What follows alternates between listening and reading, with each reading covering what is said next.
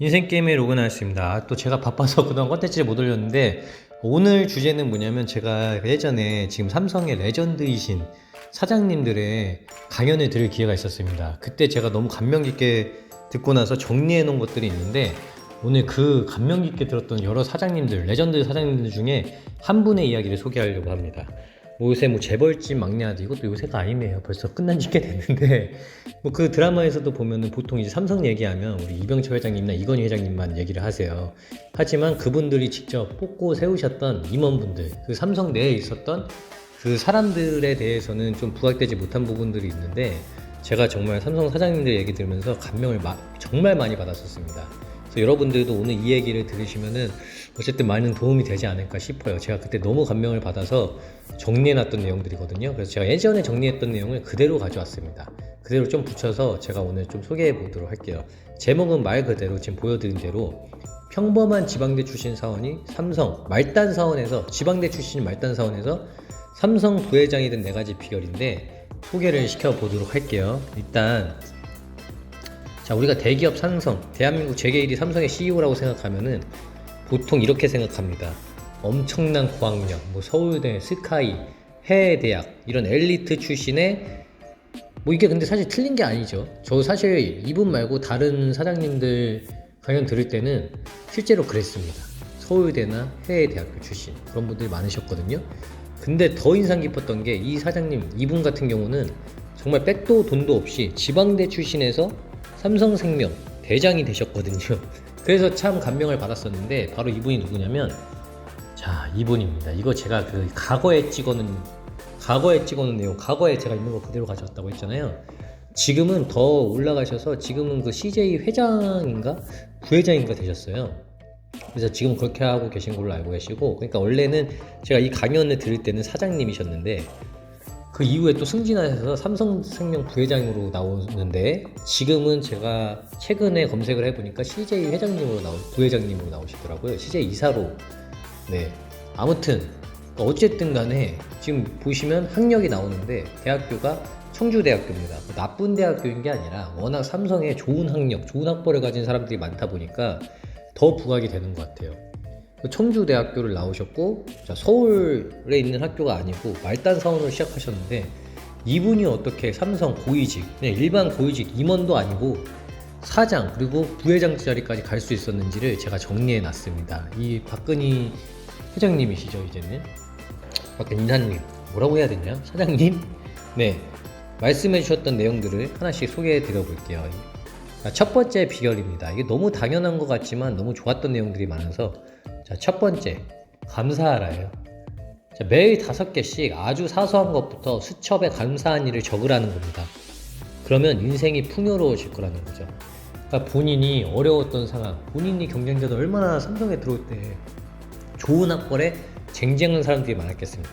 그러나 하지만 자기는 항상 자기 대학교가 한강 이남에서 가장 좋은 대학교고 훌륭한 대학교라고 생각했고, 주어진 모든 거에 감사했다고 해요. 그러니까 특별한 걸 적은 게 아닙니다. 아침에 자기를 깨워주는 알람에 감사하고, 식사할 때 밥 주시는 아주머님들께 감사하고, 그럼 운전할 때 이런 도도가 있어서 이동할 수가 있네? 이런 사소한 것들, 그런 것들을 수첩에 적어보라는 거예요. 그러면 인생이 굉장히 풍요해질 거라는 얘기죠.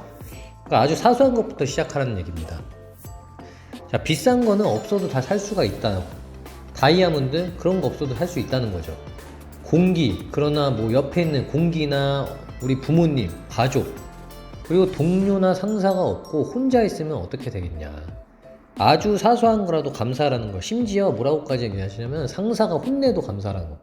혼내주셔도 감사하고, 칭찬해주면 더 감사하고, 혼내주는 건 나 잘되라고 하는 얘기구나, 칭찬해주면 더 고맙고, 이런 사소한 것들에 다 감사하라는 게 첫 번째 방법입니다. 자, 두 번째로 알려주신 방법은 또 너무 당연한 얘기일 수도 있지만 이겁니다. 공부하는 습관, 책 읽기예요.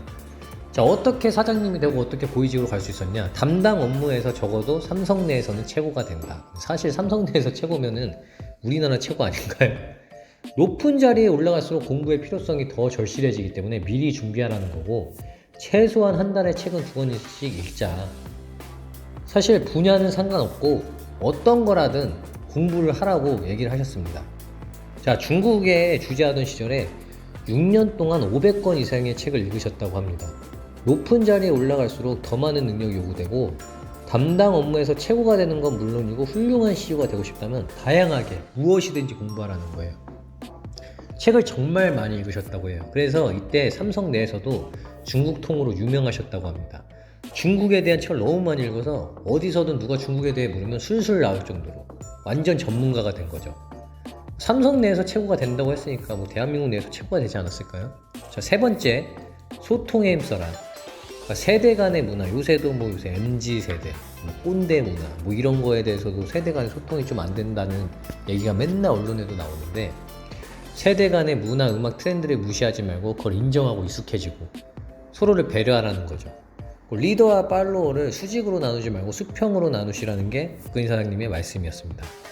자, 이끄는 법을 배우려면 먼저 따르는 법을 배워야 한다. 그러니까 리더가 되기 위해서는 훌륭한 팔로워가 되어야 된다는 말을 하셨어요.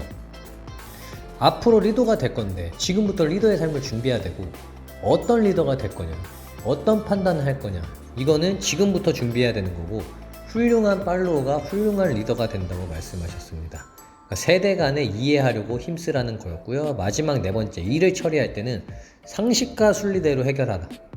업무 교육 당시, 그러니까 입문 교육 당시에 사장님도 신입사원 시절에 들었던 건데, 입문 교육 당시에 명상 시간에 들었던 두 가지 깨우침. 자, 일반 사람이 지녀야 될 기본적인 지식, 이 상식과 그리고 이치에 맞는 행동, 이걸 순리라고 하는데, 모든 일을 처리할 때 어려운 선택을 해야 되잖아요. 높은 위치에 갈수록 어려운 선택을 많이 해야 되고 책임을 져야 되는데, 이럴 때는 상식과 순리대로 일을 처리하라는 겁니다. 어려운 문제일수록 기본으로 돌아가서 상식과 순리에 맞춰서 일을 처리하면 된다. 이 상식과 순리대로만 하면 모든 경영의 문제와 대안을 찾을 수 있는데, 뭐 엄청난 논리와 엄청난 논문, 특별한 지식 이런 게 있는 게 아니라 아주 간단한 기본 상식과 순리대로 해결하면 어려운 문제도 해결할 수 있다는 거죠. 쓸데없이 뭐 너무나 터무니없는 전문 지식으로 해결하는 것보다 대다수의 문제는 상식과 순리로 해결되니 이걸로 선택을 하고 판단을 해라. 이렇게 네 가지였습니다. 자, 그럼 정리하면 박근희 사장님께서 알려주신 네 가지 비결. 첫 번째, 사소한 거에도 감사하기. 두 번째는 공부하는 습관. 이 직무에서 내가 최고가 되겠다. 세 번째, 세대 간의 소통. 리더가 되려면 소통을 잘해야겠죠. 그리고 마지막은 상식과 순리대로 일을 처리하라는 겁니다. 자, 이 네 가지가 박근희 사장님이 주신 자기관리 비법입니다. 지금은 회장님이 되셨다고 말씀드렸죠. 자, 이 내용이 도움이 되셨으면 좋겠습니다. 다음에 또 제가 기회가 되면은 그 당시에 되게 감명 깊게 받았던 사장님들의 이야기, 인생 이야기를 나눠보도록 하겠습니다. 감사합니다.